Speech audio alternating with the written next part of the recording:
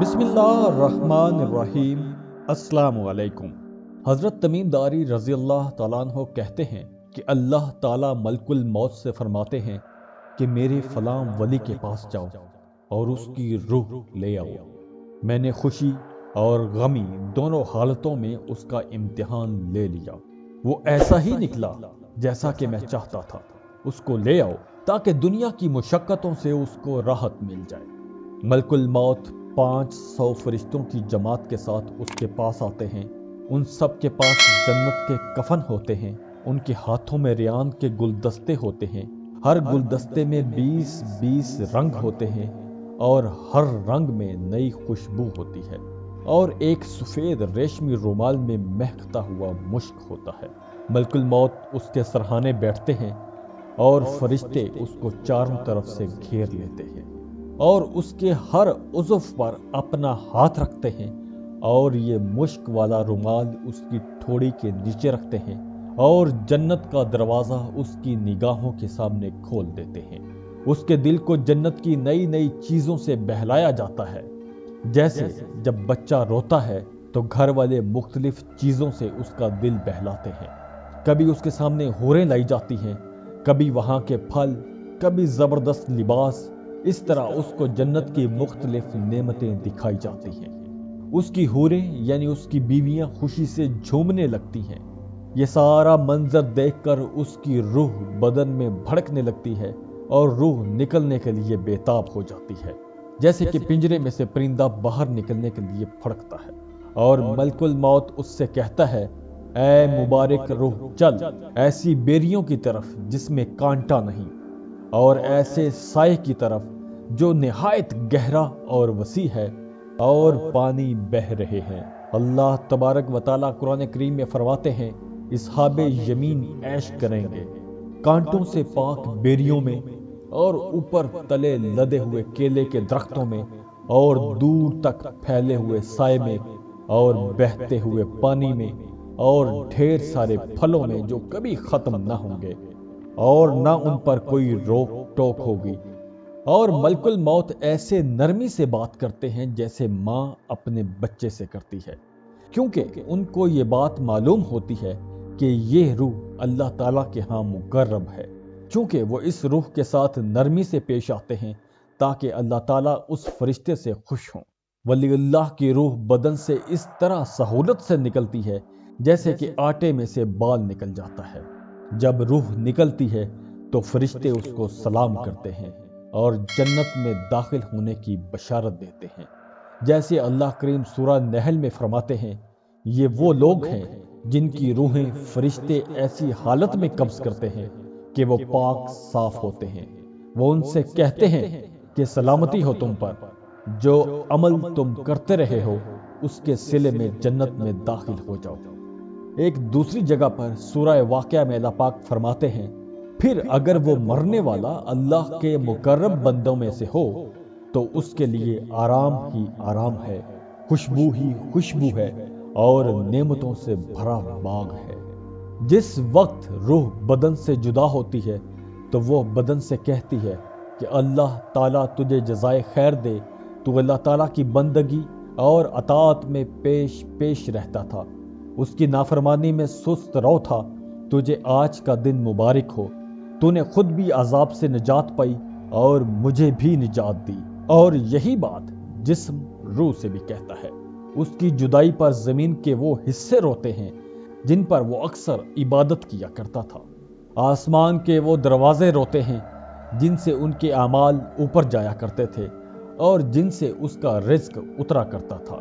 اس کے بعد وہ 500 فرشتے میت کے پاس جمع ہو جاتے ہیں، اور جب نہلانے والے اس کو کروٹ دیتے ہیں تو وہ فرشتے فوراً اس کو کروٹ دینے لگتے ہیں، اور جب وہ کفن پہناتے ہیں تو اس سے پہلے وہ فوراً اپنا لایا ہوا کفن پہنا دیتے ہیں، اور جب وہ خوشبو ملتے ہیں تو فرشتے اس سے پہلے اپنی لائی ہوئی خوشبو اس کے اوپر مل دیتے ہیں۔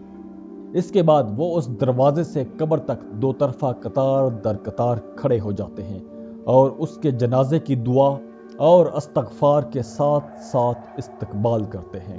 یہ سارے مناظر شیطان دیکھ کر اس قدر زور سے روتا ہے کہ اس کی ہڈیاں ٹوٹنے لگتی ہیں اور اپنے لشکر سے کہتا ہے تمہارا ستیہ ناس ہو جائے، یہ تم سے کس طرح چھوٹ گیا۔ وہ کہتے ہیں کہ یہ معصوم تھا۔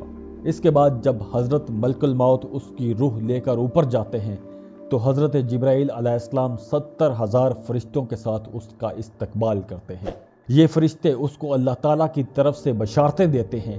اس کے بعد جب ملک الموت علیہ السلام اس کو عرش تک لے کے جاتے ہیں تو وہاں پہنچ کر روح سجدے میں گر جاتی ہے، اور زمین پر جب اس کی نعش قبر میں رکھی جاتی ہے تو اس کی نماز دائیں طرف آ کر کھڑی ہو جاتی ہے اور روزہ اس کے بائیں طرف آ کر کھڑا ہو جاتا ہے۔ قرآن کریم کی تلاوت اور اللہ کا ذکر سر کی طرف آ کر کھڑا ہو جاتا ہے، اور جماعت کی نماز کو جو قدم چلے وہ پاؤں کی طرف آ کر کھڑے ہو جاتے ہیں، اور مصائب پر اور گناہوں پر صبر قبر کے ایک طرف آ کر کھڑے ہو جاتے ہیں۔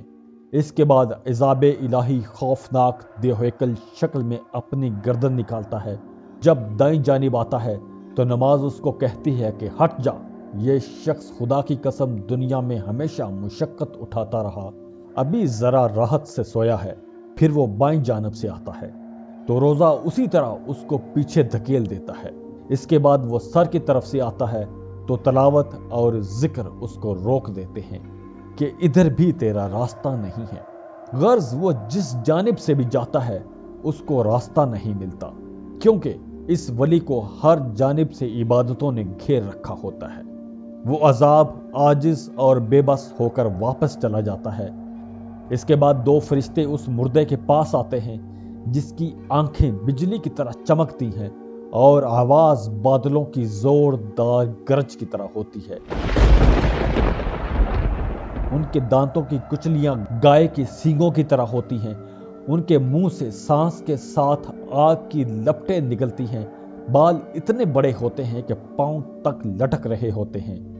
ان کے ایک کندھے سے دوسرے کندھے تک اتنا فاصلہ ہوتا ہے کہ کئی دن چل کر پورا کیا جا سکے۔ مہربانی اور نرمی نام کی کوئی چیز ان کے پاس نہیں ہوتی۔ البتہ سختی کا معاملہ مومنوں کے ساتھ نہیں کرتے، ان کو منکر نکیر کہا جاتا ہے۔ ان میں سے ایک کے ہاتھ میں اتنا بڑا اور بھاری ہتھوڑا ہوتا ہے کہ اگر ساری دنیا کے انسان اور جنات مل کر اٹھانا چاہیں تو ان سے اٹھ نہ سکے۔ وہ آ کر مردے سے کہتے ہیں بیٹھ جا۔ مردہ ایک دم بیٹھ جاتا ہے اور کفن اس کے سر سے نیچے سرک کر اس کی کمر تک آ جاتا ہے۔ وہ سوال کرتے ہیں کہ تیرا رب کون ہے، تیرا مذہب کیا ہے، تیرے نبی کا کیا نام ہے؟ مردہ کہتا ہے کہ میرا رب اللہ تبارک و تعالی ہے جو وحدہ لا شریک ہے، وہ تن تنہا مالک ہے اور اس کا کوئی شریک نہیں۔ میرا دین اسلام ہے اور میرے نبی حضرت محمد مصطفیٰ صلی اللہ علیہ وآلہ وسلم ہیں جو خاتم النبیین ہیں۔ وہ دونوں کہتے ہیں کہ تو نے صحیح کہا۔ اس کے بعد وہ قبر کی دیواروں کو ہر طرف سے ہٹا دیتے ہیں، جس سے قبر اوپر سے اور چاروں جانب سے بہت زیادہ وسیع ہو جاتی ہے۔ اس کے بعد یہ کہتے ہیں کہ سر اوپر اٹھاؤ۔ مردہ جب سر اٹھاتا ہے تو اس کو ایک دروازہ نظر آتا ہے جس میں سے جنت نظر آتی ہے۔ وہ کہتے ہیں کہ اے اللہ کے ولی، وہ جگہ تمہارے رہنے کی ہے، اس وجہ سے کہ تم نے اللہ تبارک و تعالیٰ کی اطاعت کی۔ اس کے بعد وہ فرشتے کہتے ہیں کہ اب اپنے پاؤں کی طرف دیکھو۔ وہ دیکھتا ہے تو جہنم کا ایک دروازہ نظر آتا ہے جس سے جہنم کے عذاب کی مختلف خوفناک شکلیں اس کو نظر آتی ہیں۔ وہ فرشتے کہتے ہیں اے اللہ کے ولی، تو نے اس دروازے سے نجات پا لی ہے۔ اس کے بعد قبر میں 77 دروازے جنت کی طرف کھل جاتے ہیں، جن میں سے وہاں کی ٹھنڈی ہوائیں اور خوشبو آتی رہتی ہیں، اور قیامت تک یہی منظر رہے گا۔